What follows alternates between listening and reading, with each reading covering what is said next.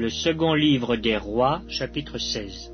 La 17e année de Pékar, fils de Rémalia, Akaz, fils de Jotham, roi de Juda, régna. Akaz avait 20 ans lorsqu'il devint roi, et il régna 16 ans à Jérusalem.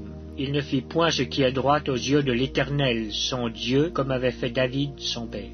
Il marcha dans la voie des rois d'Israël, et même il fit passer son fils par le feu, suivant les abominations des nations que l'Éternel avait chassées devant les enfants d'Israël. Il offrait des sacrifices et des parfums sur les hauts lieux, sur les collines et sous tout arbre vert.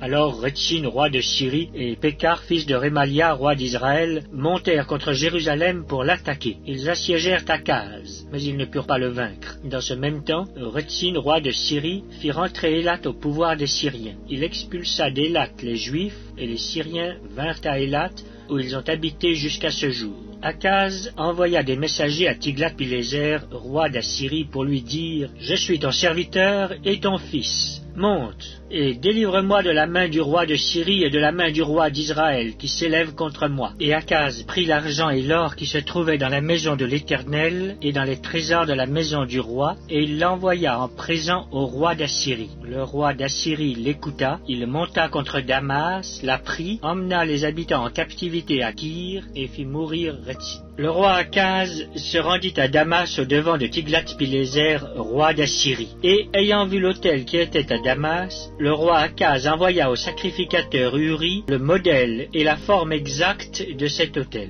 Le sacrificateur Uri construisit un autel entièrement d'après le modèle envoyé de Damas par le roi Akaz, et le sacrificateur Uri le fit avant que le roi Akaz fût de retour de Damas. À son arrivée de Damas, le roi vit l'autel, s'en approcha et y monta. Il fit brûler son holocauste et son offrande, versa ses libations et répandit sur l'autel le sang de ses sacrifices d'action de grâce. Il éloigna de la face de la maison l'autel d'airain qui était devant l'Éternel, afin qu'il ne fût pas entre le nouvel autel et la maison de l'Éternel.